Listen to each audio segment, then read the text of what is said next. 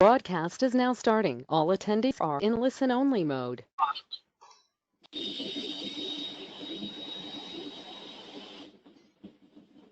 A warm good morning to you all. I'm Sri Kumar Vital, Marketing Officer from Embassy of India, Berlin. On behalf of our embassy, I convey a warm welcome to all of you, including the speakers, to this webinar focusing on the topic Insights and Opportunities in Indian Medical Device Industry post-COVID-19. In this commendable journey of growth of the pharma industry, the medical devices sector has also played a role. Over the years, India has grown to be among the top 20 markets for medical devices in the world and the fourth largest in Asia. Today, for the first time in global history, we are facing an unprecedented crisis of coronavirus, which has taken a huge toll on our health systems. The healthcare sector and medical devices in particular have become the centerpiece of the recovery and revival strategy from this health crisis, and the sector promises to become the backbone of future growth and development of economies. Friends, the pandemic has presented us with unique conditions that have allowed for so much innovation in the medical devices sector today. The urgency of this humanitarian situation and the proactive approach of government of India to invite participation of entrepreneurs, innovators, Indian and global medical devices companies in innovation and collaborations has resulted in a host of new innovative solutions to help overcome the challenges posed by the pandemic. Be it the COVID-19 task force bringing together various technological advancements related to COVID-19 in public R&D labs, academia, startups and industries, or the Department of Pharmaceuticals partnering with various ministries, academia, and a group of private companies for indigenous production of high-quality testing swabs at 1/10 the cost of imported ones, and several public-private partnerships and collaborations are already underway to address the gaps in the healthcare sector today. India has been taking proactive efforts to create a conducive environment for global and domestic manufacturing of medical devices. While in recent times, recognizing the potential of the sector, the Government of India has announced several initiatives and policy measures to boost the medical devices sector. India is poised to exponentially grow its medical devices sector to its full potential, not only to improve standards of healthcare in India, but also to emerge as a trusted partner to the world for healthcare transformation. The expert speakers that we have today with us would be going deeper on these topics with these presentations, and I'll leave it there at this point. Now, just a brief lines on the Embassy's Make in India Nutrition program, especially for those participants who are not familiar with it. To convert the intent on part of the German business community into actual investments in India, we from the Embassy of India, Berlin, had initiated a dedicated and strategic program way back in 2015 called the Make in India Mittelstand, which is India's, so to say, red carpet for the German Mittelstand. The program that we have launched in September 2015 at the Hannover Messe facilitates German Mittelstand and family-owned enterprises in their investments in the country. The program is run on behalf of our embassy by the Euro-Asia Consulting as a knowledge partner, who is supported by a network of competent partners such as Rodel and Kaitan and Kaitan and Co. Rodel and Partner and Kaitan and Co. as a tax and legal partners, the Indo-German Chamber of Commerce as a chamber partner, the Deutsche Bank, KfW DEG, and SBI as financing partners, Global Innovation and Technology Alliance of CIA as a technology partner, and many state governments in India. The MIIM program is a unique integrated platform for market entry services that combines services rendered by the Government of India as well as not-for-profit and private entities. The program partners offer expert services in the field of, be it in investment consulting, tax and legal, financial services, or project financing for market entry expansion, feasibility studies, and much more. The program also provides free of cost benefits by way of special workshops, networking, information exchange, etc. Invest India, the official government agency for investment promotion, and 9 Indian state governments are also program partners who assist with regulations and permission issues to facilitate investments. Now, just a few lines on how exactly MIIM helps companies. The MIIM team helps address queries, both general and specific, through its hotline. Companies are welcome to send their queries to the MIIM email address, which is miim@indianembc.de, and have them answered by the MIIM project team and relevant program partners. MIIM members are regularly offered complimentary workshops and webinars which help provide them insight into issues important for investment decisions in India. Since the launch of the program in 2015, over 107 common and customized workshops and 34 webinars have been conducted on important topics requested by MIIM companies. Also, the MIIM provides channels for networking and liaising between member companies and stakeholders such as policymakers and business associations. Friends, MIIM program is about to complete its 5th year in September this year, achieving 138 onboarded German Mittelstand member companies and facilitating a declared investment of euro 1.2 billion. Under the MIIM program, our MIIM team would be happy to roll out its support to more German Mittelstand companies which are interested to do business in India. Thank you all. And now I pass on the floor to Mr. Ketan. Thank you, Mr. Beetle. Thank you, Mr. Beetle, for the introductory remarks and the MIIM introduction. Now I'll hand it over to Mr. Sebastian Müller to introduce the participant associations and organization. Mr. Müller is a senior consultant at EAC German office and heads the healthcare practice, including medical devices and pharma. He will give us briefly introduce the organizations and associations associated with MIIM webinar today. Yes, hello everyone. Thank you very much, Ketan, for the introduction. Today we have 4 associations joining us, 4 organizations, 2 from Germany and 2 from India. The first one I'm introducing is SPECTARIS. SPECTARIS is the German Industry Association for High-Tech, Medium-Sized Business Sector and Representative Body in the areas of medical technology, consumer optics, analytical, bio and laboratory technology, as well as photonics. Innovation and growth characterize the different industry sectors, and there are over 2,500 member companies and over 320,000 people strong workforce they represent. SPECTARIS Trade Association Medical Technology represents the interests of around 160 companies, mostly small and medium-sized in the industrial goods and appliance sector.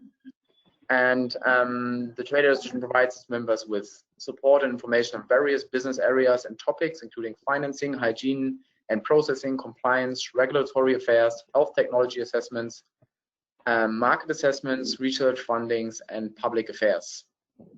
That's SPECTARIS. The second German association which is joining us today is the VDGH, which, if you translate it to English, stands for Association of Diagnostics Industry.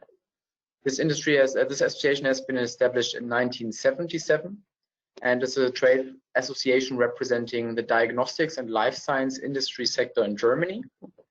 They have around 100 member companies, which represent over 90% of the German in vitro diagnostics market.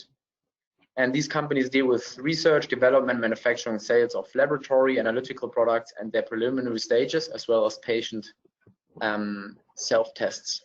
The trade association provides current information on health, economic, and regulatory issues for their members in a target group specific manner. It also provides company benchmarks, sales surveys, seminars, and tendering services.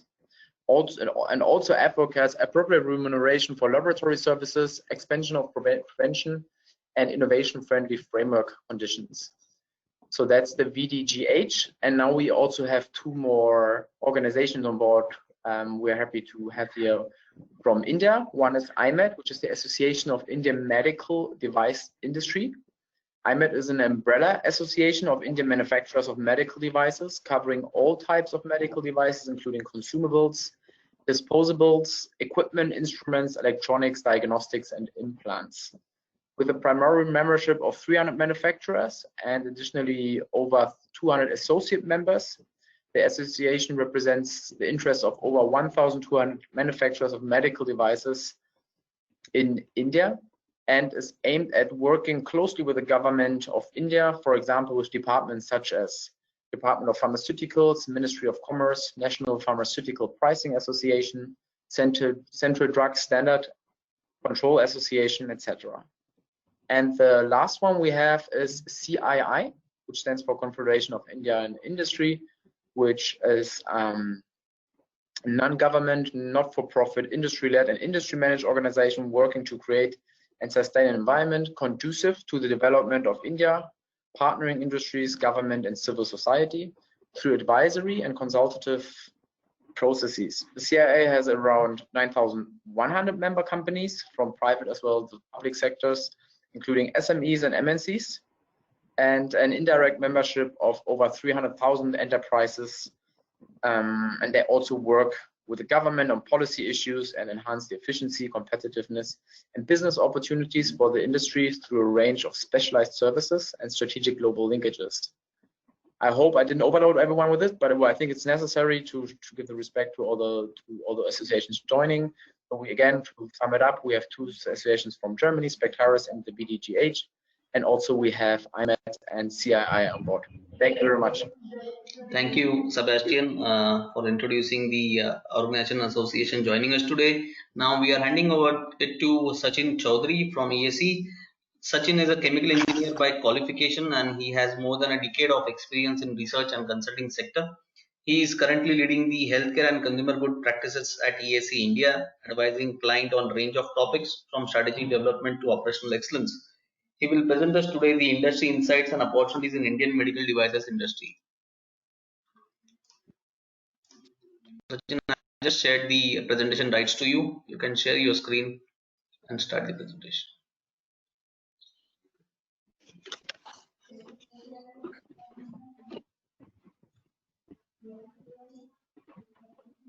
Right.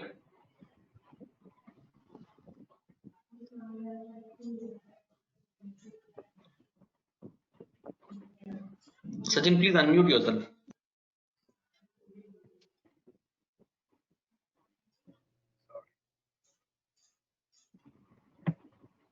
So thank you, Ketan.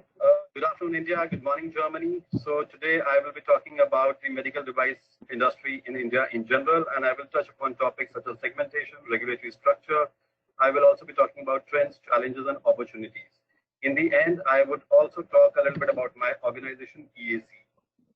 Let's move on. Let's try to understand what is the role of medical devices in the healthcare industry. Conventionally, it is known that the role of medical devices is limited to diagnosis. But that is not the correct picture. The role of medical devices spans the entire healthcare continuum, right from screening to monitoring. Earlier, this monitoring used to happen in hospital, but now we have these portable medical devices which can be kept at home and patients can monitor their vitals. Talking about the contribution of medical devices to the healthcare delivery cost, I think for a patient, it is about 20 to 25% of total healthcare cost. And for setting up a tertiary care hospital, I think medical device attributes to about 40% cost. We have some market numbers over here on this chart. If we look at, we have industry size of 66.4 billion euros in 2019, and the industry is expected to grow at a rate of about 23% until 2023. And this is a very lucrative growth rate. I have not come across a great growth rate as interesting as this. So let's see what's sitting behind the growth rate of 23%. So let's talk about the drivers. I think the biggest driver is the population itself. We are 1.3 billion population, and it is only obvious that we have larger number of people with chronic and acute ailments. From a health insurance perspective, I think the purchasing power of quite a bit of urban population is growing day by day, and they have access to best-in-class health policies. But I think what is really commendable over here is the government effort to bring the deprived community under the purview of health insurance through various schemes.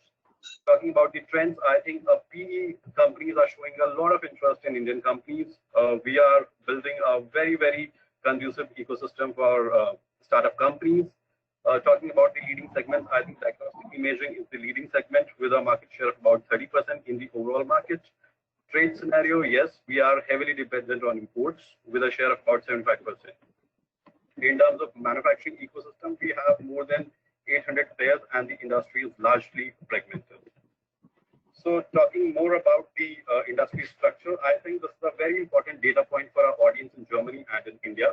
Roughly, the industry has about 800 companies. And if we look at this funnel, the bottom of the funnel, we have 5% of the companies, which is roughly about 40 firms. So these companies are characterized by strong focus on exports and innovation. So we have the likes of HMD, Polymed sitting over here. And if we look at the revenue ranges of these companies, these will be upward of 10 million euro plus companies over here. If we move a little up, we see that we have a 30% companies in the middle bracket. This is a good balance of domestic and MNCs. The focus is more on mid to low-end products with moderate level of focus on exports. And if I talk about the majority of companies, these are basically small-scale companies, primarily focusing on consumables and disposables with very limited focus on exports. And I think quite a bit of these companies over here have come up with the learning curve pretty fast, and they are reaping the benefits of the demand created by the COVID-19. Just to reflect upon the industry trade scenario, Indian medical device industry is a trade deficit sector. We have over-reliance on imports and we have limited exports. So you can see from 2015 to 2019, the imports grew by 17%, whereas exports grew by only 11% in the same period. And even if we look at the size of imports and export, I think exports is just less than 1/3 of total imports. And talking about the key import and export hub, I think it's the key import destinations for us are US, China, and Singapore. And same goes for exports as well. So it's a pretty give and take situation, but the quantum is definitely not same. Otherwise, we would not have been a trade deficit industry. Next, I will be talking about industry segmentation and characteristics. So I think my audience in Germany and India know about the segmentation, but I just read out these 7 segments that we have over here. We have diagnostic imaging, we have IVD, which is in vitro diagnostics, we have consumables, dental products, patient aids, ortho and prostro, and others. I will dig deeper into each of these on my next slide. So here we see that we have diagnostic imaging. It has the maximum share in the market, share of about 30%. It is pretty much dependent on imports. Import dependence is 50%, and MRI accounts for 40% share. The key players operating in this segments are Philips Healthcare, Siemens Healthineers, GE Healthcare. We have Hitachi as well over here. Moving on to the second segment, which is consumables, and the share of this segment is about 16% in the entire Indian medical device industry. This is probably the only segment which is trade surplus here. We have most of the requirement met through domestic manufacturing. We have the likes of HMD, LPM, Polymed, BD over here, and the main products include the needles and syringes, gloves, and catheters. Then we have IV diagnostics. Again, the reagents account for 60 to 70% of this market, primarily immunochemistry, biochemistry, and hematology reagents, pretty much dependent on imports up to the extent of 70%. And the companies operating in this segment are Abbott, BD, Trivitron, Menon. Talking about patient aids, this segment has a 9% share. We have moderate production of ventilators, pacemakers, and pumps, and the companies operating in this segment are Schiller, Draeger, Covidian, Air Liquid. So just a brief about other segments. The other segments are also very, very import dependent to the extent of about 70 to 80%. For prosthetics and ortho, we have an equal split between trauma, spine, and joint replacement. For dental products, we are sourcing 80% of the products from Germany, US, Italy, and Japan. And we have local production for dental fillings and composites. So next, I will touch very briefly upon the regulatory structure. I just want to share the institutions that are relevant from regulatory structure standpoint. Anything and everything in medical device regulations comes under the purview of MOHFW, which is Ministry of Health and Family Welfare. And one thing which is important to note here is that medical devices in India are regulated as drugs by the Central Drugs Standards Control Organization under the new Medical Device Amendment Rules 2020. Next, I will be talking about the key trends, challenges, and opportunities. I think if I talk about the key trends, there's a lot of interest from PE companies. So we have Trivitron, an Indian company, receiving funding of about 68 million euros. We have Sutures India, which received a funding of about 35 million euros. And we have Lotus Surgical Specialties, again, which received a funding from the PE company. So all these three are Indian homegrown companies, and we are showing a lot of interest in Indian medical device companies. Then we have government support in terms of simplification of approval processes. A lot of states have set up one single window for approvals. I think all of this put together is helping India position as an attractive investment destination. We are seeing some technological adoptions as well. For example, we have needle-free injections, smarter and smaller surgical consumables. We have implants which are ceramic on ceramic bearing surfaces. I already talked about the medtech startup. I think we have a very friendly startup ecosystem, and a lot of companies are foraying into ventilators, hemometer, and retinal imaging sector. And the last trend that we have seen is the opportunity that is arising out of COVID-19. We have seen a lot of companies that have come up the learning curve and started manufacturing PEEs and masks. And until some time back, we were a net importer of PEE, but I think right now we are manufacturing enough for the usage of India, and we are exporting as well. Moving on, talking about some of the opportunities that we have in this sector. First, we are talking about de-risking destination. I think because of COVID-19, a lot of companies are restructuring global supply chains, and India is expected to be the biggest beneficiary. There's over-reliance on China, and I think a lot of restructuring in global supply chain will happen, and India will definitely get its share. Talking about urban plus demand, I think the world-class specialty and super specialty hospitals are entering into tier 2 and tier 3 cities, creating demands in centers outside of metro regions. We are talking about local for global. India is catching up with exports, which indicates that rising acceptance of quality Indian products, and there is a big opportunity for making India as an export hub. We are also seeing some shift to the high-tech products. With the new medical device regulations coming up, there's an opportunity which is created to develop high-tech products, especially in diagnostic and imaging sectors.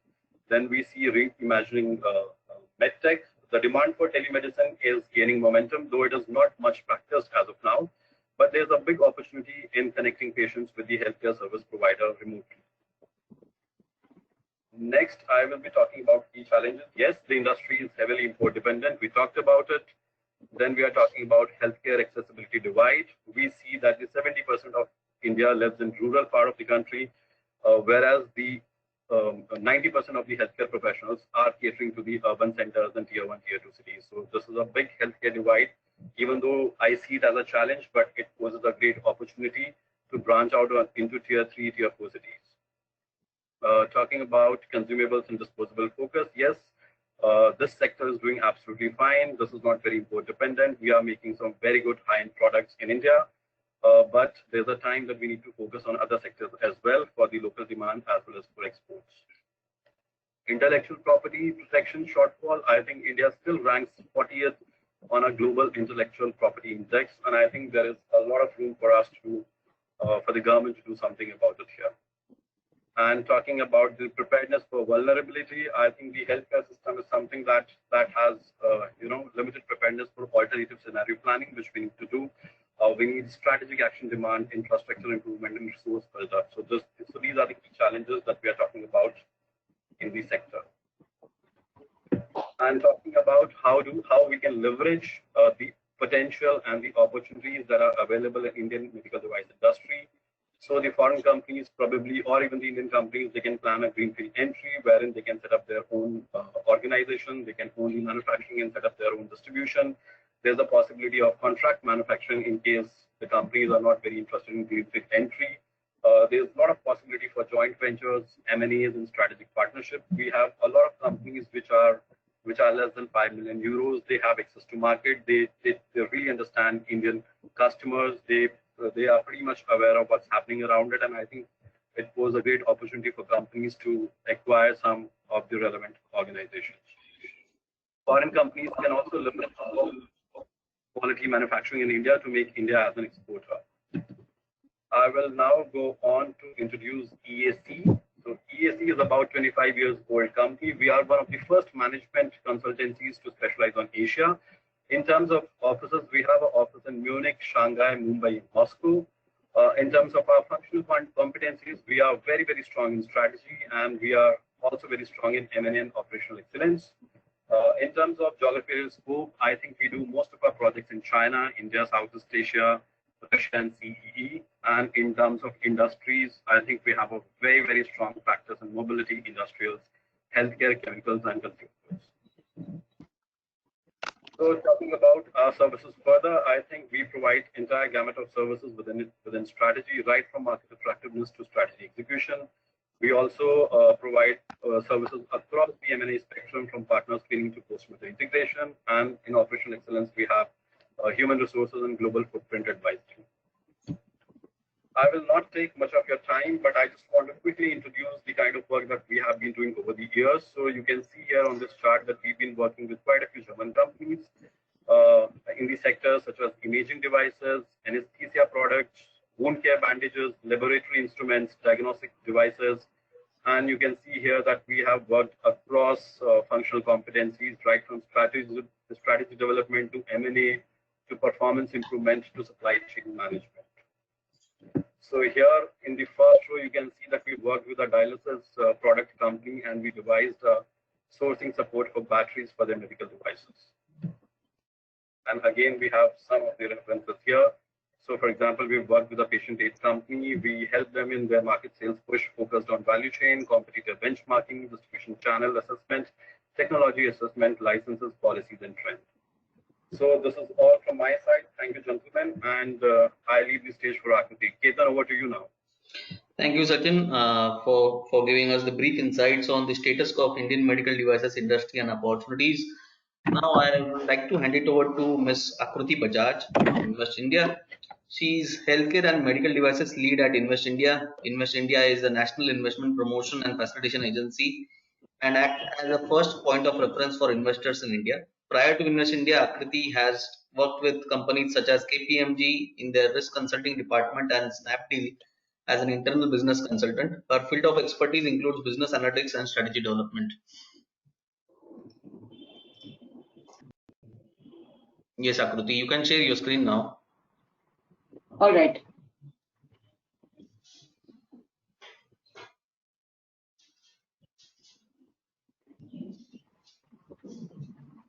Is my screen visible? Yes, Akriti, proceed.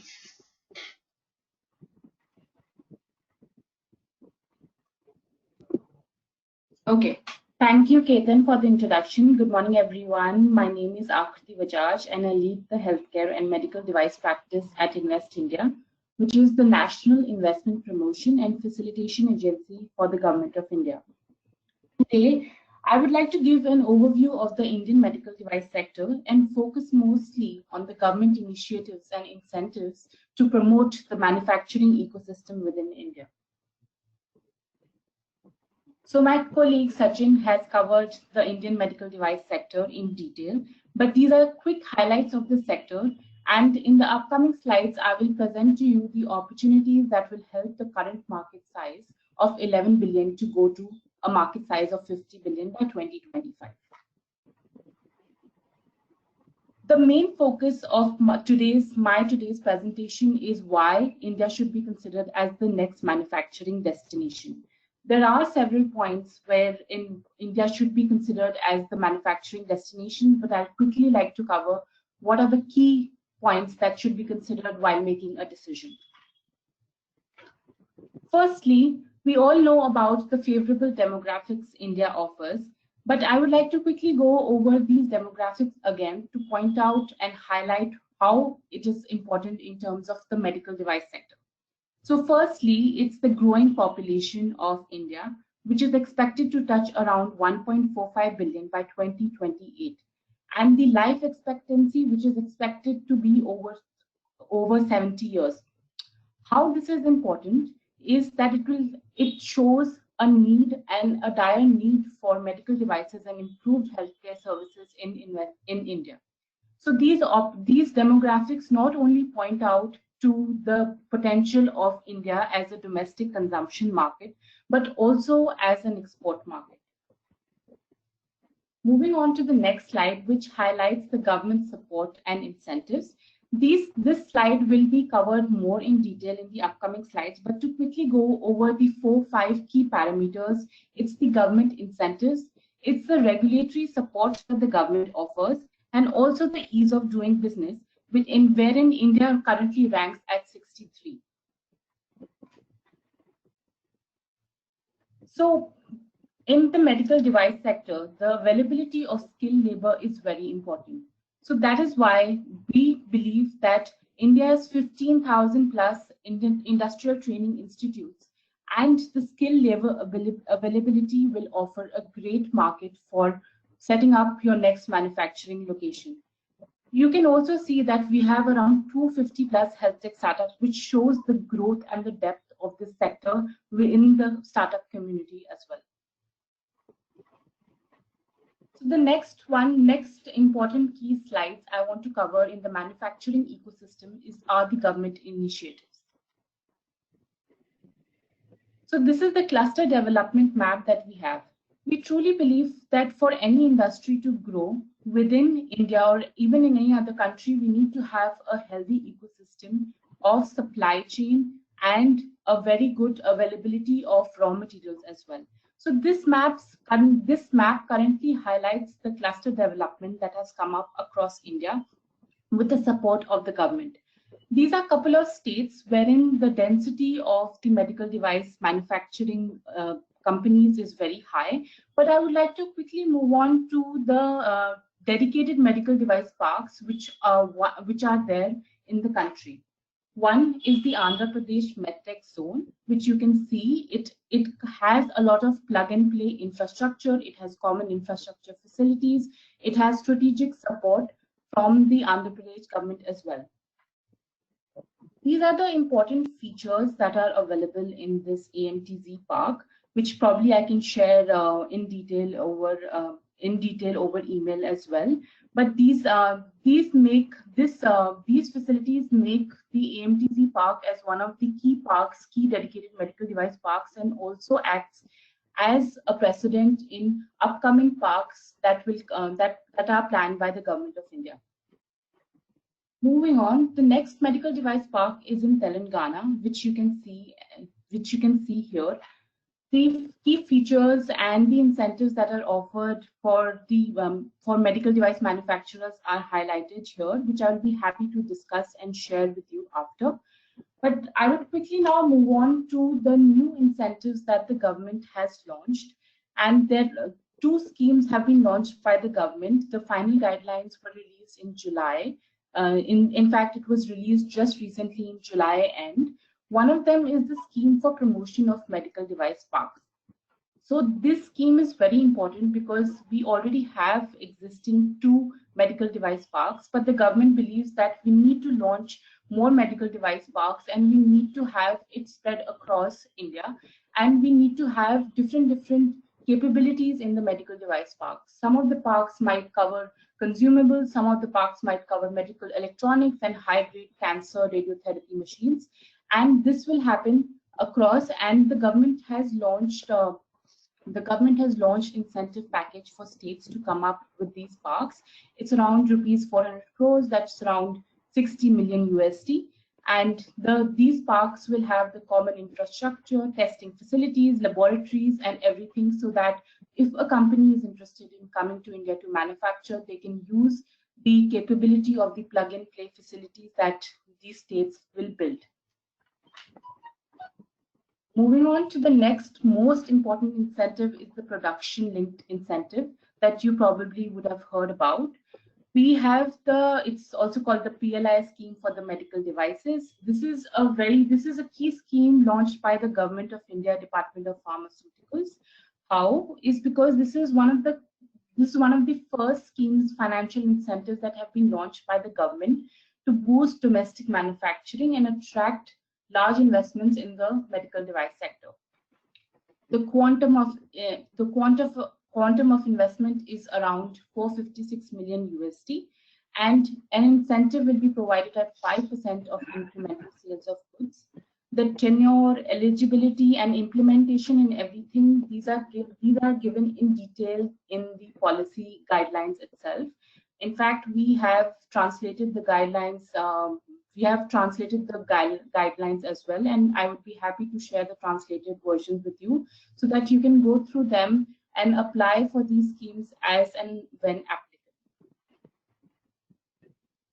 So moving on to the eligibility for these schemes. So the government understands that there is a very high import burden in the medical device sector, and mostly they understand that the import is within these 3-4 target segments. One is the cancer care, radiotherapy, medical devices.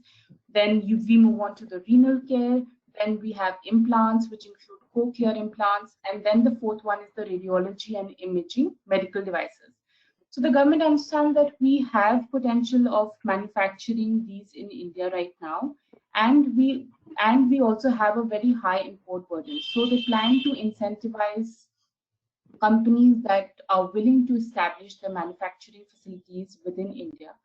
And they are willing to provide incentives that are applicable as per the eligibility criteria. So these are the target segments, and within this, the government has gone ahead and written down a couple of medical devices that will be applicable for each of the target segments, which I would share in the translated copy, and I would love to take any questions that you may have offline over these as well. And the other eligibility criteria regarding the investment amount and size, quantum of investment will be highlighted in those documents as well. Another interesting initiative by the government to promote manufacturing within India is the public procurement policy, which basically highlights that, which shows you that if you manufacture here in India, you will get a priority in government tenders. The local content definition, which is currently given on the screen, it's a formula that is the total value of the items procured and the value of the imported content. And the government has gone ahead and classified these supplier classes basis on the local content and basis which will be eligible for these tenders.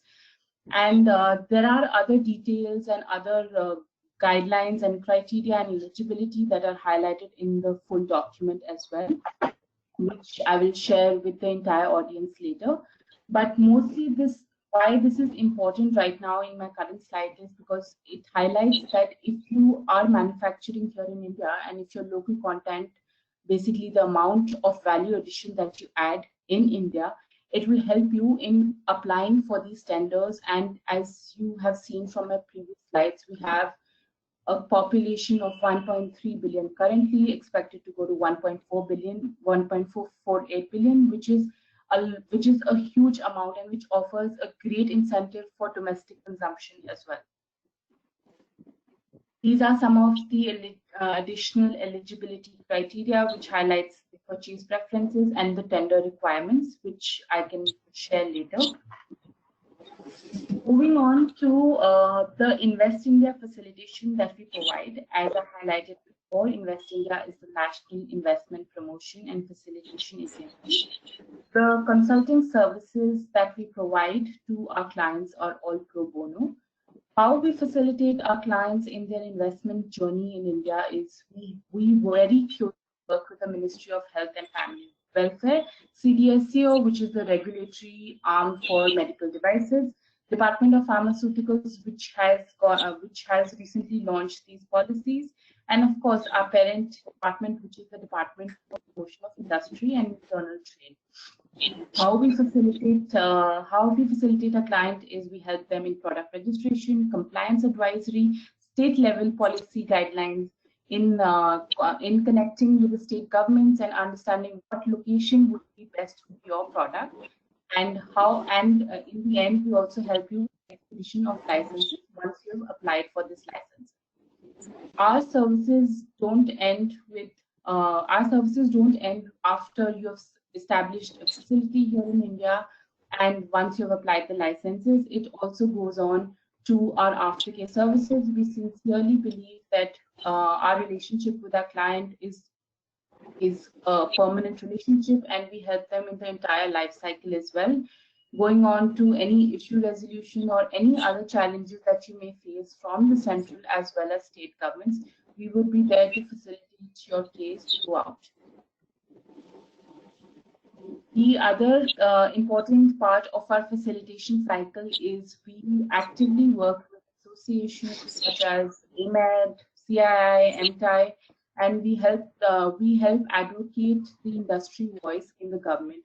We help with any vendor connections, supply chain advisory, and so on. And why we have split these slides into two is because we believe that the of facilitating a client and to provide the most easiest guide to investing in India. We at Invest India look forward to your business in India, and we'd be happy to take any queries that you may have after this. Over to you, Chetan. Thank you, Akriti, for giving us an overall idea on government initiatives and incentives available in medical devices sector. Now, I would like to request Sachin to initiate the panel discussion, and also would like to request all the panel members to switch on their videos and unmute themselves. Thank you, Ketan. This is Sachin again from EAC, and today we have an accomplished panel with us. And I would first like to briefly introduce our panelists to you all.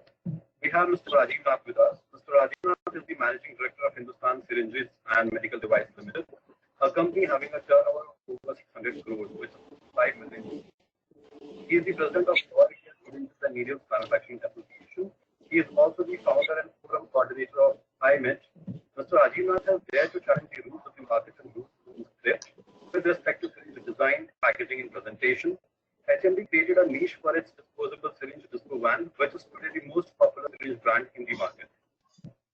As forum coordinator of AIMED, Mr. Nath has taken many initiatives of establishing a collaborative framework with various departments of the government and media to bring to their attention issues that are troubling the industry and attract investment into India in its quest to make India as the preferred manufacturing destination. Mr. Nath also holds key positions in numerous reputed institutions, and I read a few. He is the joint coordinator of Indian Medical Device Regulatory Review Group. He is the board member of Kalam Institute of Healthcare Technology. He is a member of National Medical Device Promotion Council. Mr. Nath has also widely traveled all over the world to about 58 countries and attended various meetings of WHO and ISO. Welcome, Mr. Nath. We are delighted to have you on the panel today. Thank you. We also have Mr. Himanshu Baid. Mr. Baid is the Managing Director of Medicure Limited. He holds a bachelor degree in engineering and has worked with Philips Communication Industries as a training engineer for 6 months in Nuremberg, Germany. Mr. Himanshu is very passionate about doing business development inside and outside the country, and his motto is to provide medical devices at an affordable cost to the society. He started Polymed in 1995 with his brothers and has over 23 years of experience in manufacturing of disposable medical devices. Under the leadership of Mr. Baid, Polymed today is the largest exporter of consumables medical devices. Polymed has 9 manufacturing plants and over 3 million manufacturing capacity per day. Mr. Himanshu is also the chairman of CII Medical Technology Division and has keen interest in sports and devotes 3 times CSR activities. Welcome, Mr. Baid. We are glad to have with us on the panel today. Thank you very much. We also have Mr. Jauhri. Mr. Anil Jauhri retired as the Chief Executive Officer, NABCB, which is National Accreditation Board of Certification Bodies, after a 6.5-year tenure in July 2019. He joined the Bureau of Indian Standards in 1980 as Assistant Director and rose to the position of Scientist F and Head of Management Systems and Certifications. He has been an active participant in India's trade negotiations with various countries and has been a part of Indian delegation led by the Commerce Minister in India-USA Trade Dialogue since 2015. He was an international consultant for the Food and Agriculture Organization to advise on food standards setting in Bangladesh in 2013. He was conferred the Quality Award by the Institution of Engineers in 2012. Mr. Jauhri also holds various positions in various reputed bodies, and I read a few. He is a lead evaluator for International Accreditation Forum.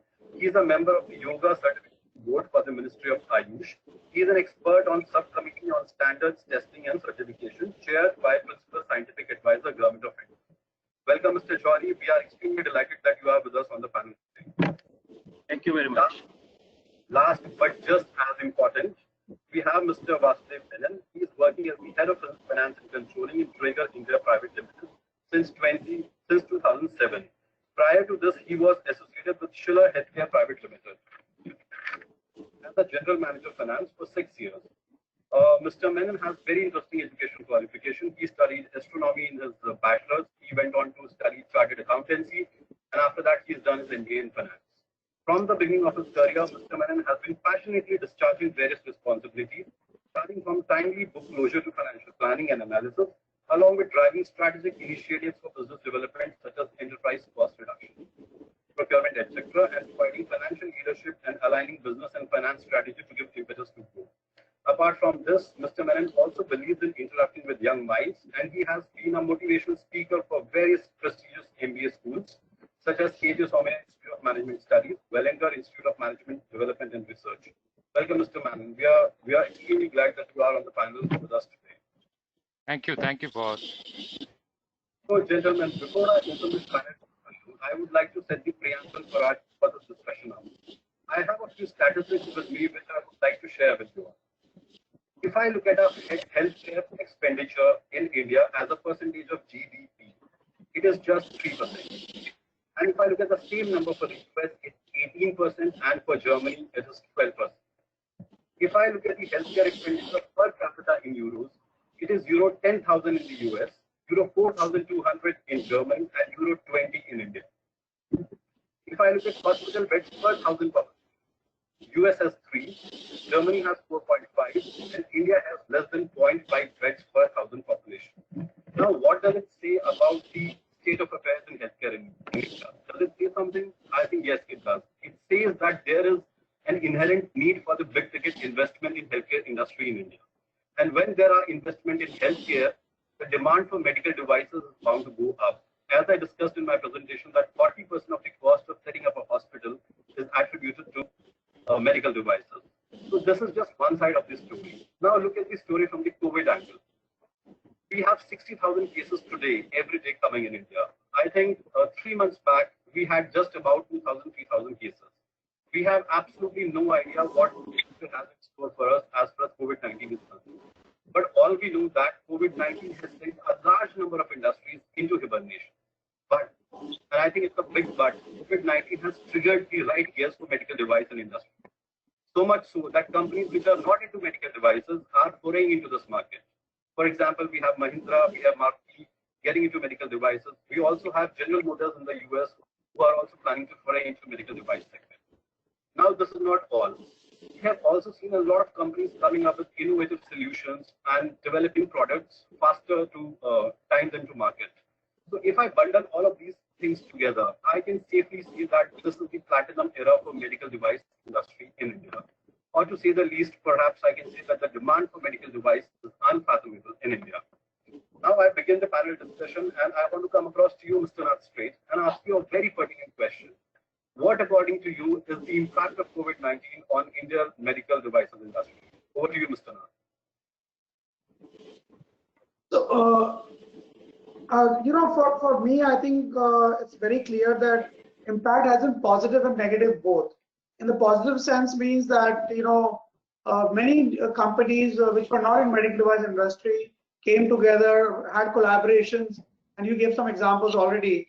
And we started, almost 500 new companies started manufacturing different kind of medical devices and IVD kits in maybe last 4 or 5 months. That's a positive impact on the industry. On the negative side, I would say the demand has gone down because many beds were, assigned for COVID, let's say, patients. And because of that, many hospitals have very less patients compared to the normal flow they have. So the bed occupancy has almost gone down to around 40 to 50% in last 4 or 5 months. And that has taken the demand down for medical devices. So these are two impacts with two different sides which have happened in last 4 or 5 months. But there's a lot of learning, I would say. There have a lot of new areas which have opened for medtech industry, especially in critical care, in diagnostics, in respiratory care, in dialysis, in home care, in telemedicine. So a lot of new areas and opportunities have opened up for medtech companies to expand their scope and to expand the business. Thank you, Mr. Baid. So Mr. Baid is saying there's a neutral to positive impact of COVID-19 on the industry, and he's also making a point that we have newer areas that have opened up for the medtech industry. I'm going to come back to you, Mr. Nath, for the same question. What is your response to this question? Mr. Nath, over to you. Well, I think similarly, the good news outweighs the bad news because COVID has possibly been a silver lining on this big black cloud. For example, in PPE coveralls, we had only 20 manufacturers pre-COVID, making 6.24 million pieces per annum, which has gone up to 138 manufacturers listed with IMED, with more than 251 million pieces per annum capacity. And making hardly 3,300 ventilators per year. And now we have got more than 17 manufacturers making more than 400,000 ventilators per year. In fact, this month's capacity is crossing 40,000 pieces. In the case of N95 masks from 5 manufacturers, masks from 25, we've got more than 71. And these are what are listed with IMED. What are listed with the government in addition to IMED are more than around 500 to 800 more manufacturers. And the capacity is gone up phenomenal. In IBD reagents, it's the same way. So in the PCR test kit, which is the golden standard, from 0 manufacturing, we got now more than 8 manufacturers. And this, 1.4 billion pieces per annum. So not only now we are ready to make it for the country, but also make it for the world. So in that respect, yes, I would say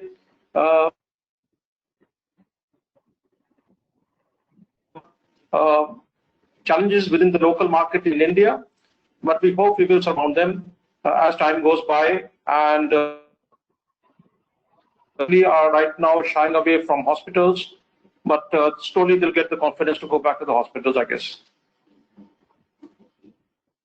Okay, so Mr. Nath is making a very big point. He's saying that there is a silver lining in the dark cloud of COVID. So a lot of opportunities in this sector. Thank you, Mr. Nath. Coming to you, Mr. Menon, the same question for you. Over to you now. Yeah, thanks for the nice introduction, first of all. And I would like to introduce my company in the first place before I take this question. My company, Draeger, is based in Lübeck, near Hamburg, which is more than 120 years old. We are modern inventors of ventilation and anesthesia machine. 5th generation, family-owned. Mr. Stefan Draeger is the CEO and chairman. We have got medical devices and safety devices. We've got medical devices like ventilators, anesthesia machine, gas monitoring system, monitors, neonatal care devices. In safety, we have got fire safety, prevention, detection of gas leakages, mine safety. Just to give a brief, in India, we have started, we are there in India selling the products through joint ventures and distributors for more than 30 years. But we started this subsidiary in medical subsidiary in 2006 and the safety subsidiary in 2013. We started the manufacturing operations also in India with the help of Government of India, which is named as Indigo in 2016. Start with that, we provide high quality products and we call it protecting and saving lives, and we call Draeger technology for life. Now coming back to your question, very interesting question. In the current COVID-19 pandemic, which is currently the world is battling, has put the whole medical system into extreme stress, especially in India. This is an eye-opener for India in terms of investment in medical infrastructure. This will not only have a short-term effect, but also I believe it is a long-term effect in terms of investment.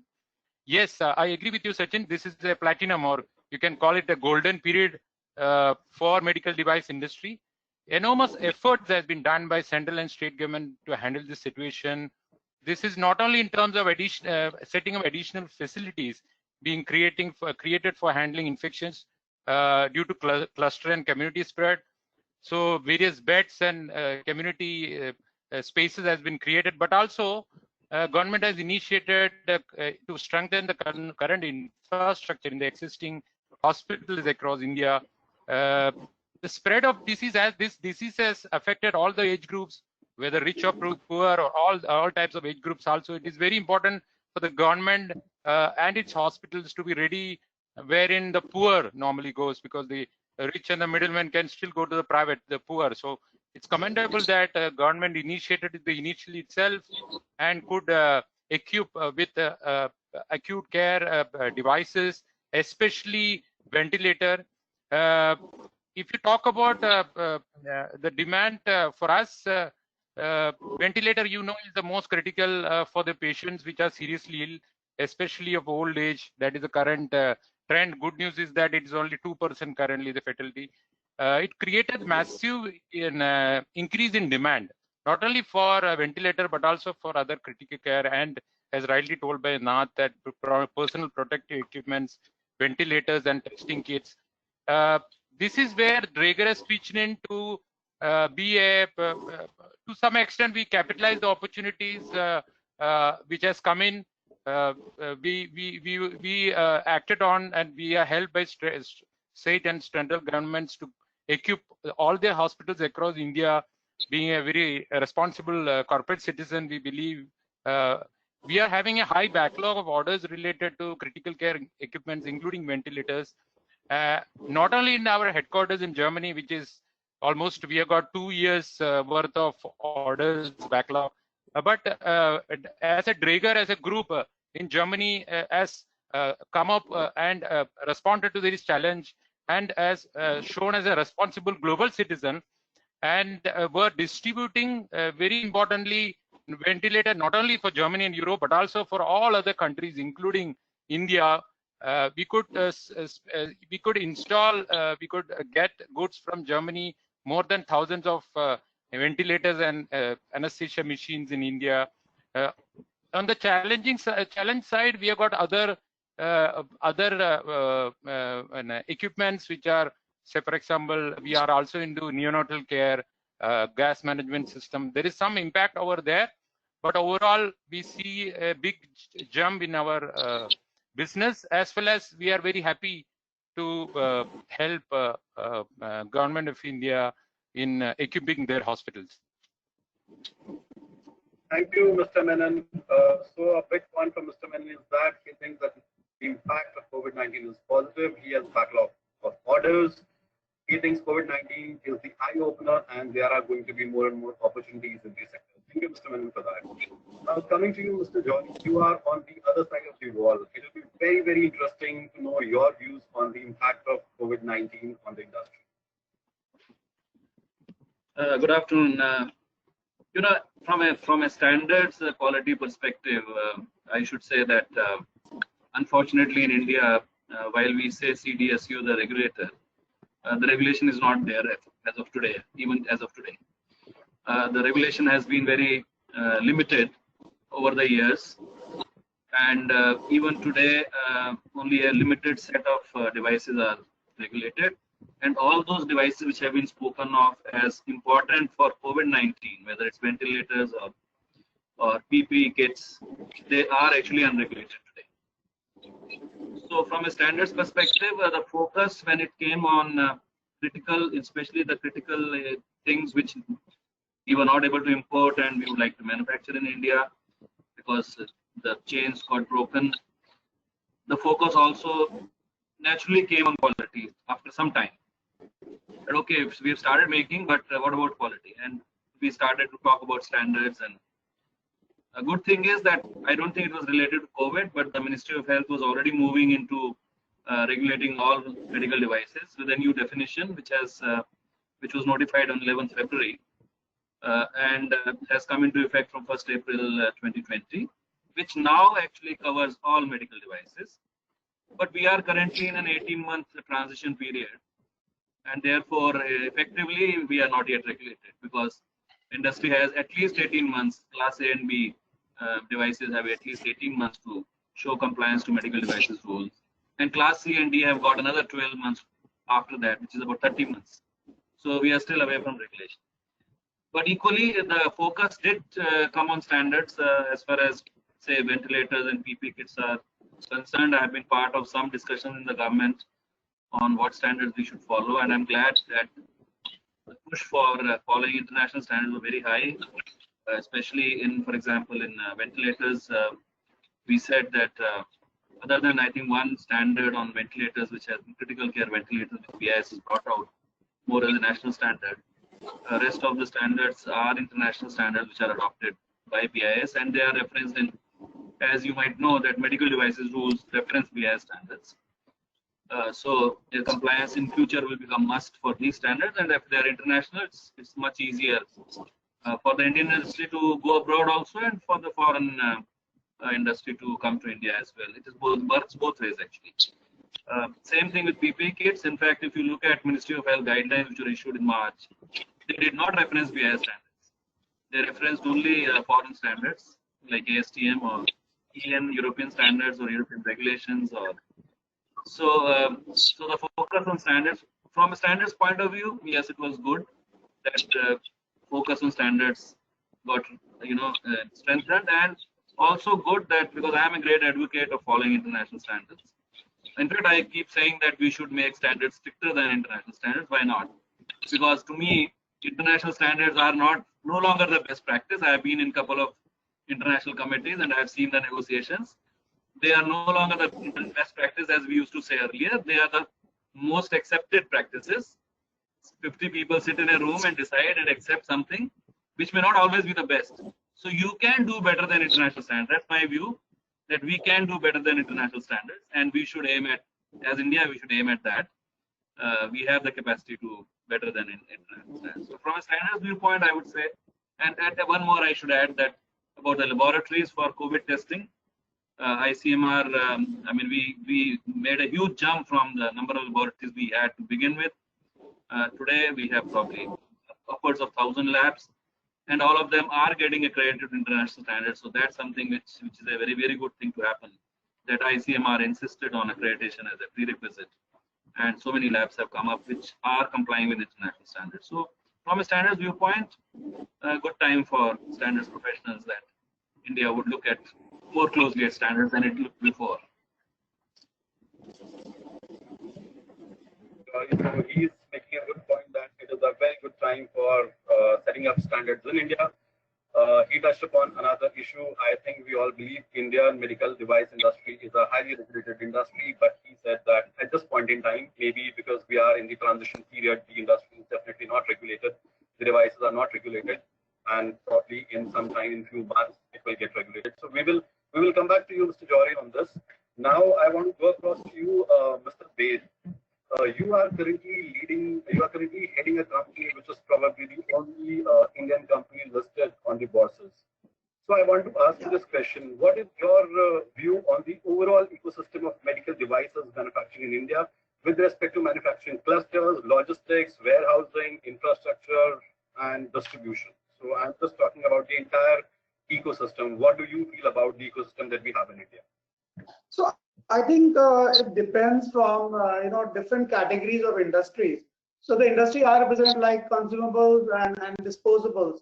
I think India has a fairly developed ecosystem. Most of the raw materials are locally available now in India, but of course, like specialized steels or some things we have to still import, but or some special categories of plastic. But most of the materials are locally available. We have now local vendors who are coming up in the clusters areas, like in NCR region, which is the national capital region. We have now a lot of vendors who are offering let's say raw materials and parts and components. So the ecosystem is now under the I wouldn't say that 10 or 15 years it did exist, but now I think the ecosystem is fairly developed. In terms of when you look at the 6 clusters, it was shown in the map few minutes ago. I think in all the clusters, the best part is there's a proximity to ports or dry ports. So New Delhi region, NCR region, where we operate out of, there are a lot of dry ports around the region, and on other like Telangana or Andhra Pradesh, Maharashtra, Tamil Nadu, there are ports around, very quick access to infrastructure, and infrastructure is very well developed now in these areas. So a lot of new industrial zones are coming up in this area. So the power supply is greatly improved. The manpower, skilled manpower is greatly available. There are ITIs where you can source talented manpower. You can get engineers very easily now. You can get pharmacists today. So I think overall there's a great improvement in the ecosystem, and I think that has helped companies like us to grow our market share in India and also abroad. So I would say that it's a good time that we are talking about this. I think great time for companies to come and invest in India, or Indian companies to further invest and grow their business. Okay. Thank you, Mr. Baid, for your input. So the key message here is that we have an ecosystem which is far better than what we used to have, let's say, 5-7 years ago. We also have suppliers, we can source our products locally from. We have the component manufacturing pretty much established in India. So that's a very good point. Now, Mr. Nath, you are someone who is known as the voice of Indian medical device manufacturing fraternity.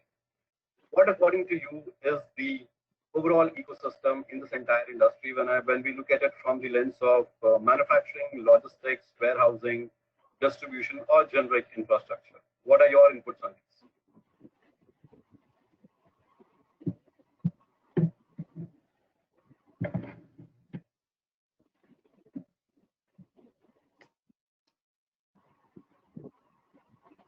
I'm sorry, I'm losing you over there. Can you just repeat the question? The network is not so good.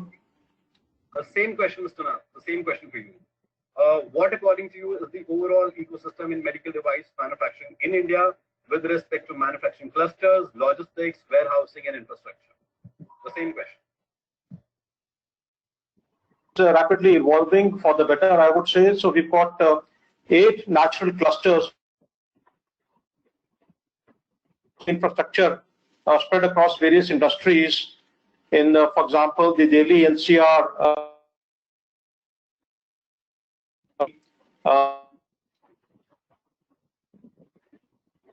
region. Then we've got the Bombay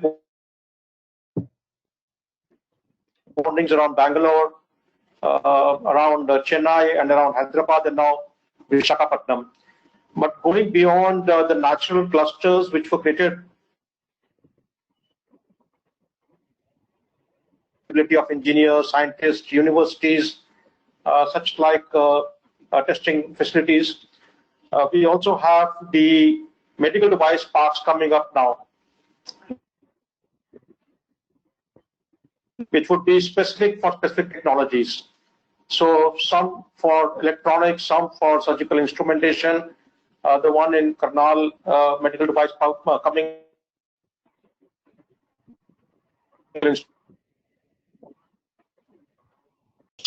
One in Noida coming up on consumer electronics and microelectronics.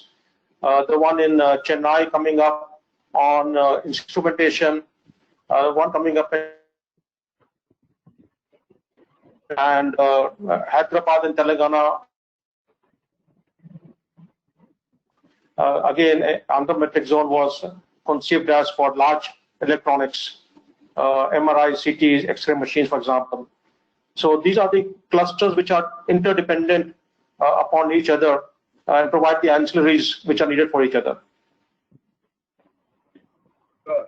Thank you, Mr. Nath. So Mr. Nath is saying that we have the ecosystem which is evolving and evolving for the better. I will come across to you, Mr. Vasudev. You are working for a German company and you've been working with them since 2007. So you have seen how a German company establishes base in India and what are the actual challenges it faces. And probably you can share your first-hand experience about the ecosystem or the challenges that you faced or something that you find quite right in the industry. So what's your view in this question? The question remains same for you. Okay. Yes, I would keep it into three, four different way to explain this.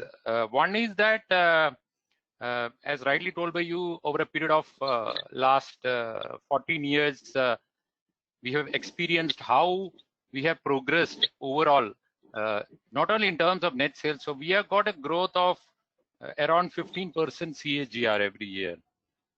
This cannot be without the ecosystem being improved. That's very clear. So it can't that you grow just like that. There are a lot of factors which contributed to one of the factors is the ecosystem. So to start with, it is a favorable climate after some time now, because you got 100% FDI allowed through the automatic route for both brownfield and greenfield projects. That was very important. So it has contributed strong FDIs inflows into this by the global players in the market, including Draeger in India. So we have set up a manufacturing unit in 2016, for your information, already I have told.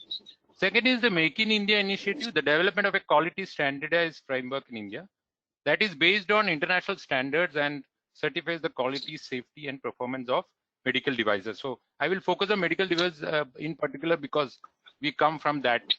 Third important point is that we have been incentivized now started giving, which already has been shown, is that the current two initiative which government has taken, which I think everybody should look into and grab, is the production linked PLI scheme, which says that 5% of the incremental sales on the base year of 1920, which can be utilized for the next 5 years from 2021 to 24-25. The industries covered are very interesting: cancer care, radiotherapy. It covers the industry what we are looking into: anesthesia, cardio, respiratory. It covers radiology and imaging devices, and all implants and implantable electronic devices like cochlear implants and pacemakers. This is first big initiative. I think this will be the game changer. Another one is the medical device parks, which is already also again explained. This is a plan currently planned. I believe it's 4 different parks for around in terms of rupees 400 crore rupees, and a grant of 100 crore, which you can say is around 12 million euros, if you say in terms of euros per park, which is in various states. That is one. 2 important factors. Already we have got 10 mega clusters, which already has been explained by Mr. Nath and Baid, that these are all hundreds of popular industrial park, over 600 to and plus Indian and foreign national companies are already utilizing these facilities. The states have given duty exemption, power tariff subsidies, capital subsidies, interest subsidies, very important. So these are all very useful, utilized by all these industries over a period of more than 600, which I mentioned. Another next factor, what I will tell is already explained, is the connectivity. So connectivity has been improved. You know how fast we were building our highways in the last 5-6 years. That has contributed to the connectivity, the rail connectivity, the accessibility to the port, whether it is Nhava Sheva or other ports across, and the easy access and clearance of goods, for example, from the customs to get it into the factory with reasonable cost and transportation. The current duty structure, which is also a little bit beneficial. The structure innovative in the India model, which is already designed. The improvement in the ease of doing business, which is felt over a period of time in terms of 1-point window clearances and other initiative taken, which is still a long way to go, but still has got a big impact. And most important thing is the introduction of GST, which I will touch upon in July 2017.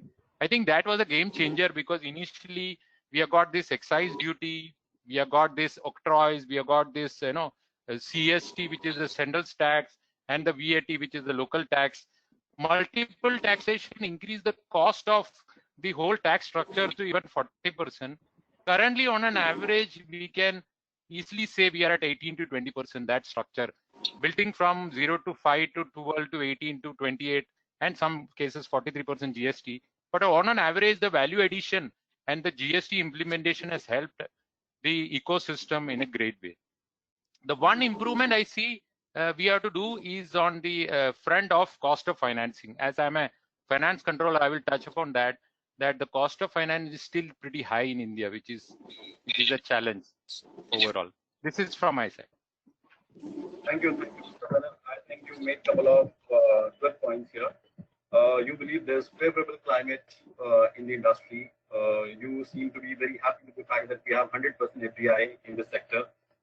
And you also talked about that you have been incentivized by the PLI. So this is, I think, a very good point, because normally we see that there are a lot of policies but here you are actually vetting the fact that implementation of policies is also happening, and you are one of the beneficiaries of PLI schemes.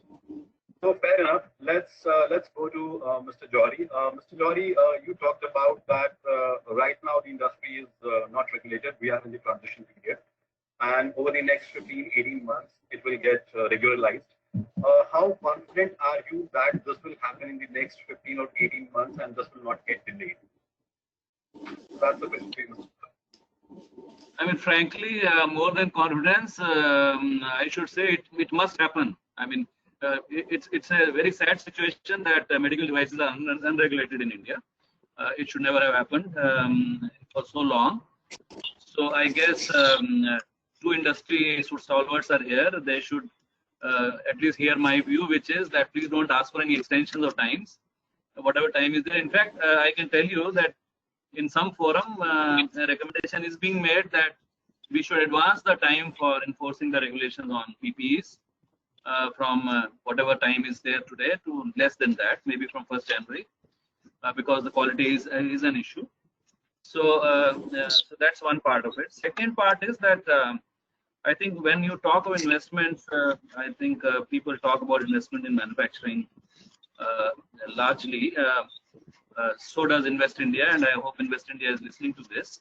There's another area which needs investment, and that is laboratories. Please do not forget that one of the challenges we are facing right now is, for example, we do not have a single laboratory which can test N95 masks completely. Partially yes, completely no. We do not have a single lab which can test ventilators as per the international standards completely. And you know, typically laboratory investment in India is driven by two factors, in fact three.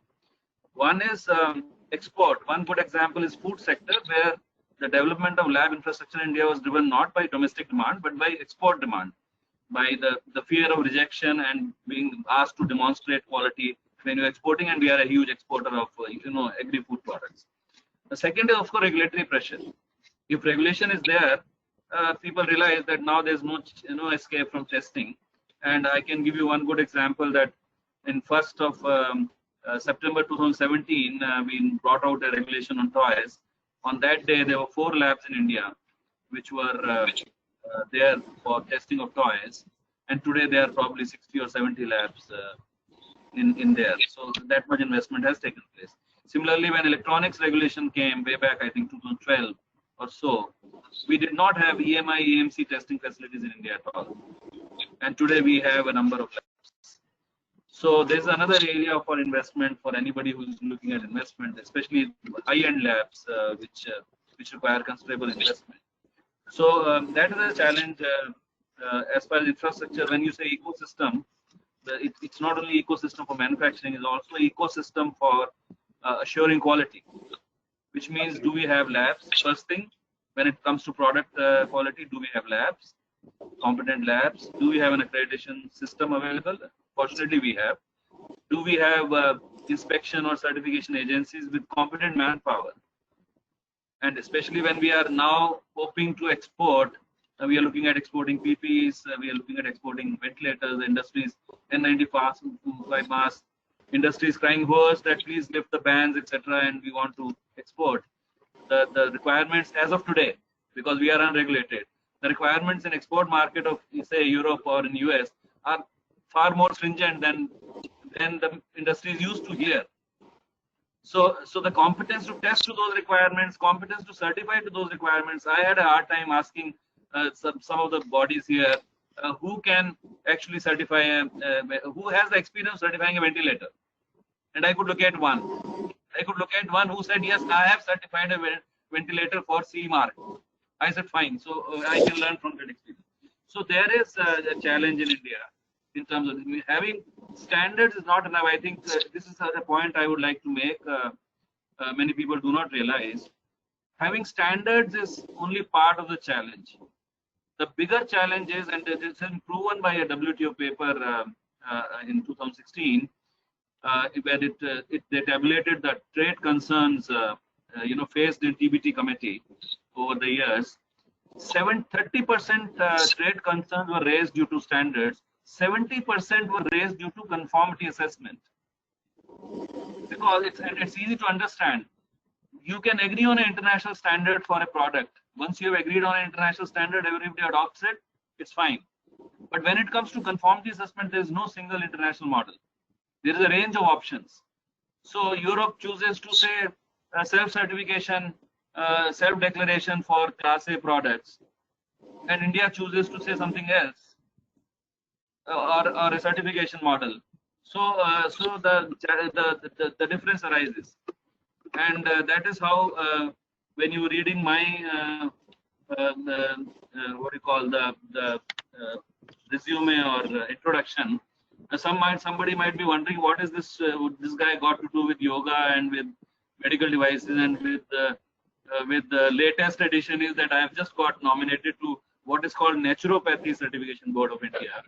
And I can tell you the only reason is the expertise in conformity assessment, the understanding how certification can be done, how testing has to be done, how inspection can be done, how a system can be developed, how accreditation is done, is common to all sectors. That's what brings me to these kind of fora, without having knowledge of medical devices or having knowledge of yoga or having knowledge of naturopathy. So that's a challenge for India, to create sufficient labs and sufficient manpower, competent manpower, which can test, certify, inspect medical devices. And this is a challenge for next 18 months as we get ready, that when we actually enforce medical devices rules, we should have these kind of bodies available. Otherwise, there's a problem. We have not been able to enforce many of our regulations because the labs are not there. So we go on postponing the dates. The lab is not there. Unless lab is there, how do we enforce? So that's the challenge which India faces. Thank you, Jauhri. And first of all, I would like to congratulate you for your association with the Naturopathy Certification Board. And I think you've made a couple of good points here. You seem to be an advocate that regulation should come into force as soon as possible. The industry should not go unregulated. You have also stressed upon the need of having the investment in the laboratory side. I think that's a point very well taken by the audience. And let's move across to Mr. Baid again. Mr. Baid, how important is innovation or technology in medical device industry? What are the gaps in the industry, and what are the different ways in which Indian companies can partner with German companies to bridge this gap, if any? I think it's a very important question. In medtech industry, I think innovation is key to survive in this industry.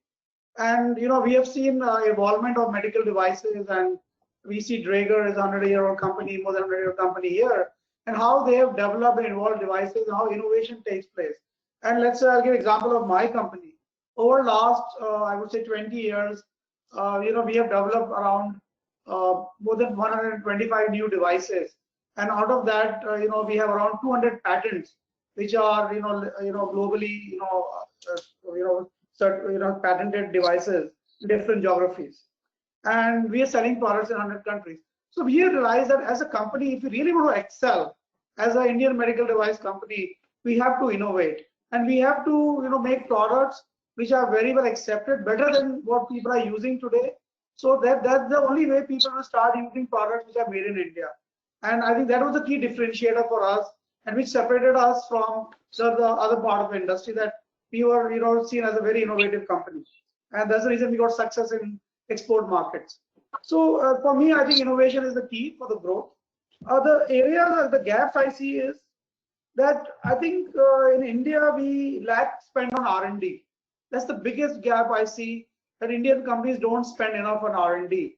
And we are also only looking at maybe frugal R&D and not partnering with academia, not partnering with larger institutions, or national institutes like IITs and Institute of Sciences, or medical institutes like AIM. So the partnership is completely missing, and I think that probably takes away the development part in the medical device industry.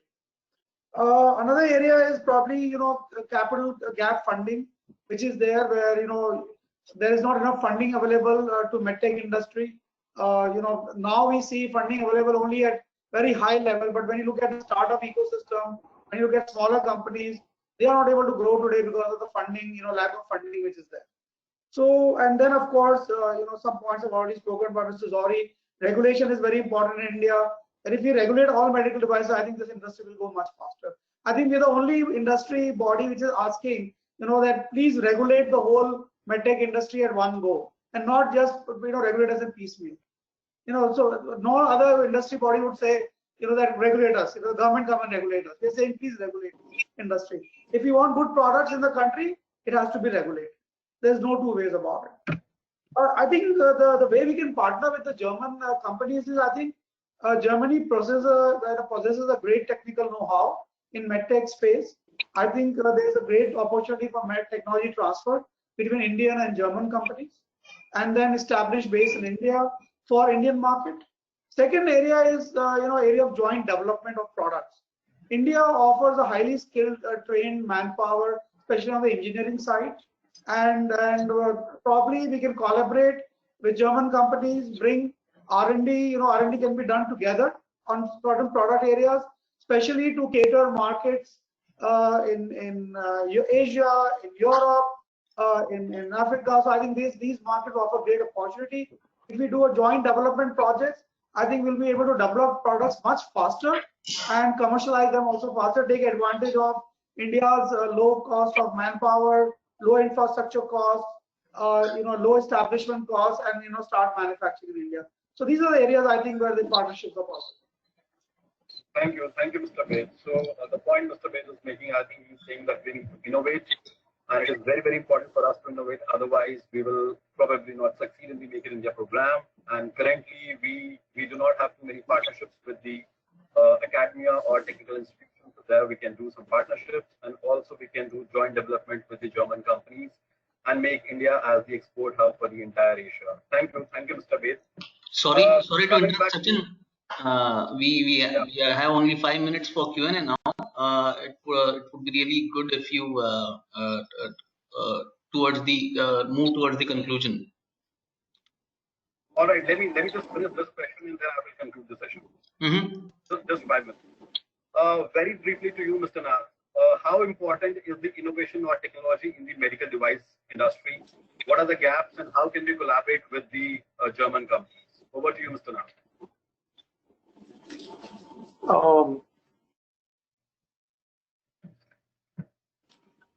My own company, Hindustan Syringes, has got a long history with Germany in terms of buying materials and technologies, whether glass tubing from shot glass or automated assembly lines from sorting mat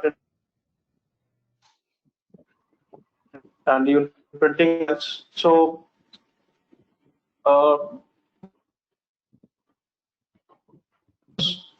with Indians and German companies today are basically mid-sized family concerns of Germany reaching out to Indian family concerns in India. And I think it's a very good fit. And the joint venture, India has got extremely good talent in terms of engineering, fair business practices, scientific acumen, and low cost of manufacturing. Standing water becomes still and becomes stagnant, and that stagnant water smells. Flowing water is clean water and is healthy water. So innovation, progress, development are keys to going forward, both for German industry and for Indian industry. And this is where we both need to join hands over there. Germany needs access to a low-cost manufacturing partners. They can innovate, they can design, they can develop. We can do the backbone for them in India, do the mass production for them at low cost. As the volumes become bigger, they want to enter the Indian market, go to the global market, where they cannot compete everywhere. India becomes a good partner to compete globally using India as a base. These are my thoughts. Thank you, Mr. Nath. So I think you've highlighted a very good point that there is some sort of synergy that exists between India and Germany. Germany is probably known for developing, innovating, and progressive in terms of technology, and we can definitely provide the low-cost manufacturing base that we have here in India. And there are joint ventures and other avenues in which both the countries can join together. Coming to you, Mr. Menon, your brief thoughts on this question. Yes, I would keep it this way. As is not, we are at to get into innovator status. We are still get into that status of being innovators. But yes, availability of advanced and sophisticated medical technology is creating new markets and applications currently. Increasing the dependence by doctors on advanced medical device and is leading a rapid obsolescence of existing medical technology, thereby creating demand for replacement and upgradation of products. The government has taken a lot of initiative on digital and increasing the penetration of mobile and internet, which we have seen over a period of time. From the angle of collaboration between Germany and India, which we already experienced, which I already told you that we have started the operations, the manufacturing operation in India in 2016, Indigo. We have got a new venture which is coming up in the anesthesiology segment, which will be a game changer for us, as well as not only for the Indian market, but also for the other markets. So it's a big footprint or big step Draeger is taking to think India as this is one of the examples I would like to explain.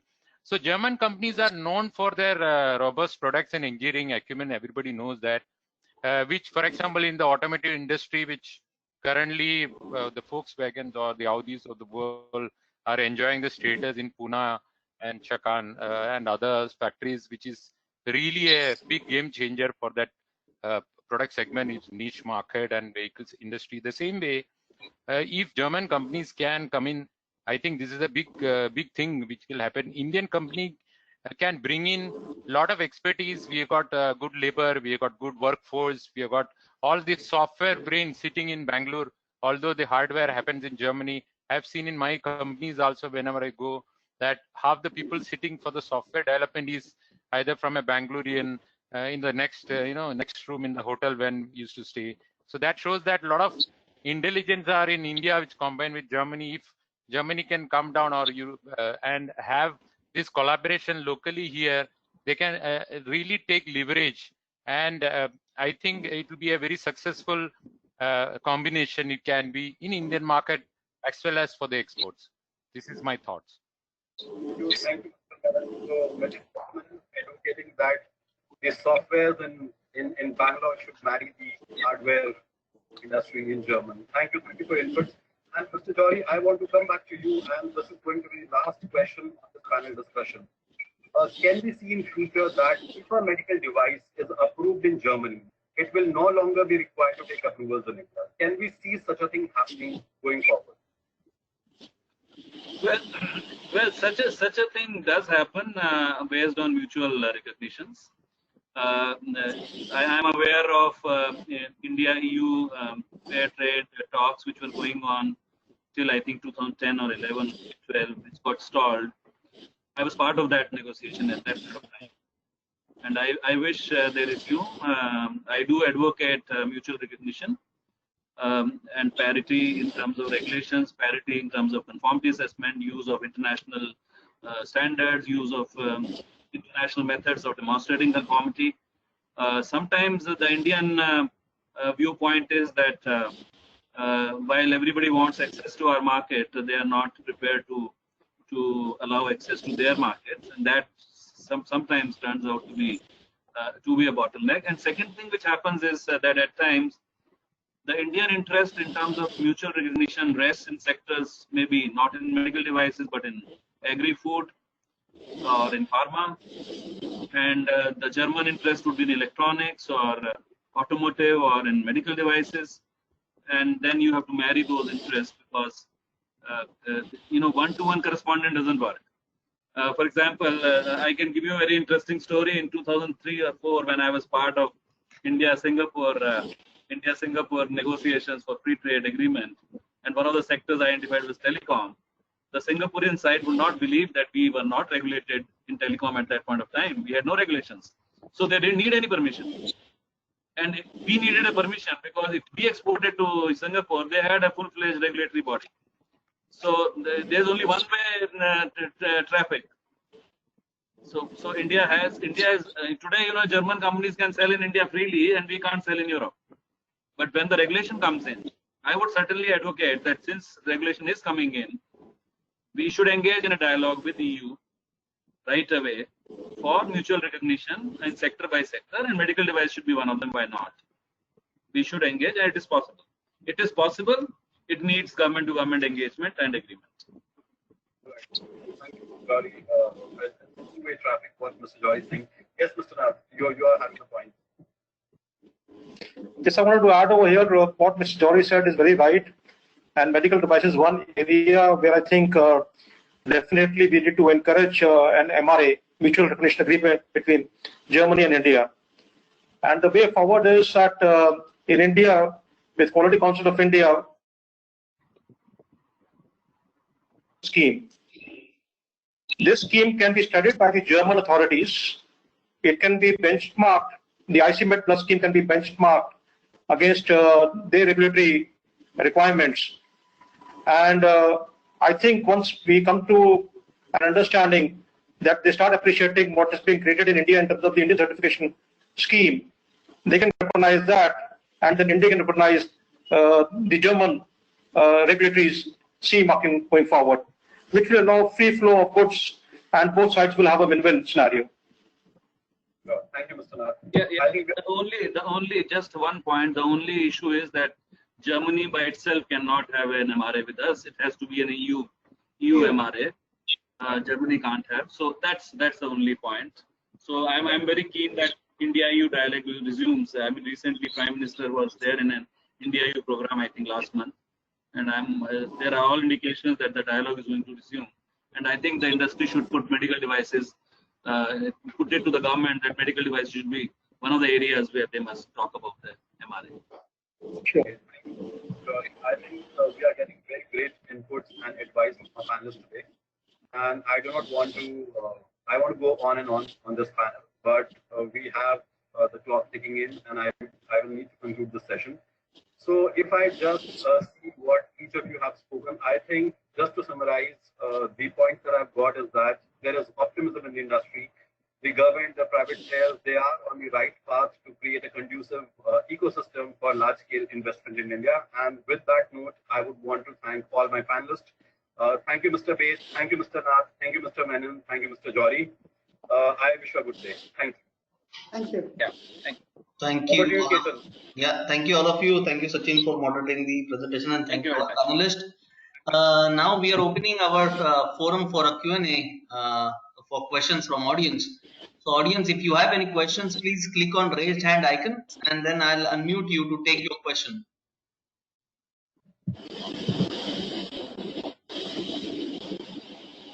Yes, Mr. Dua, Dr. Dua, we have unmuted you. You can ask your question.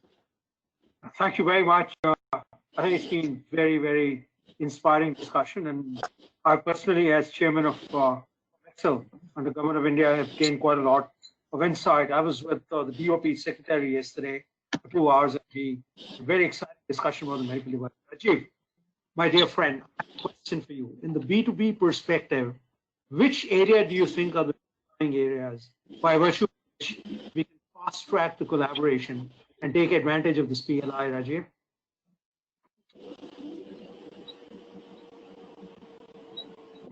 Could you repeat that question?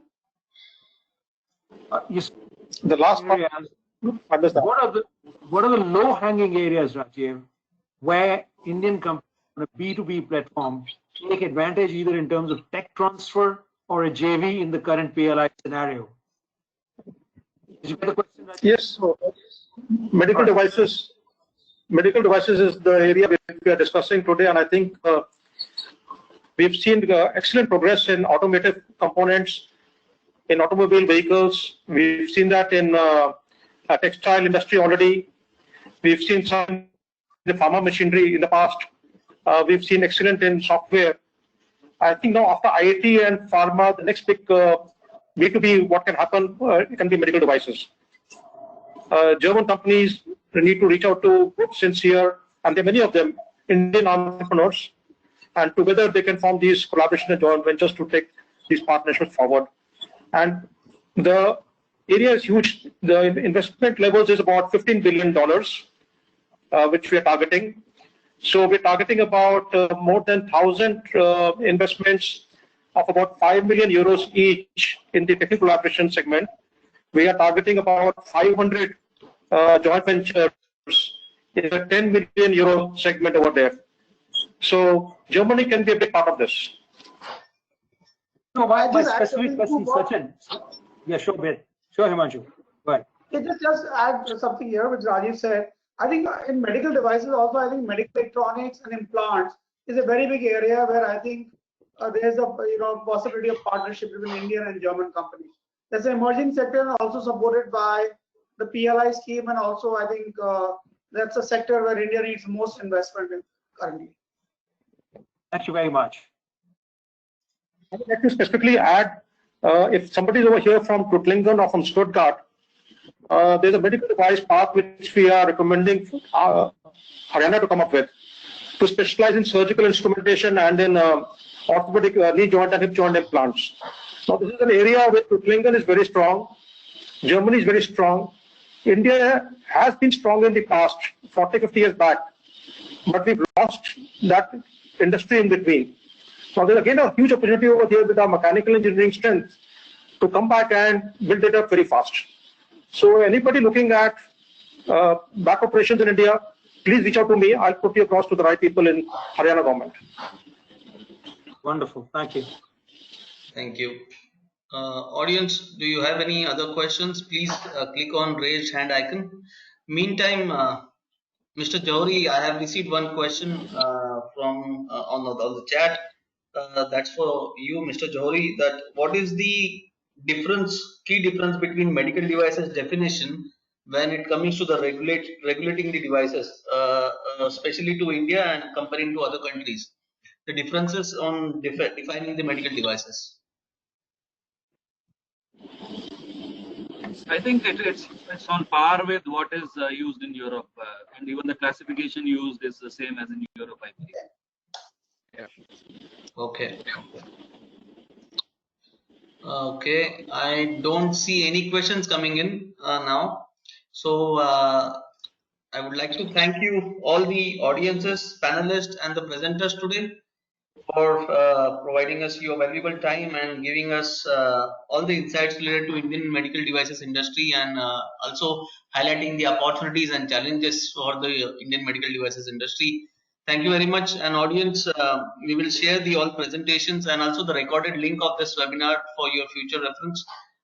Thank you very much. Have a nice day, all of you. Thank you so much. Thank you very much. Off with the end. Thank you, everybody.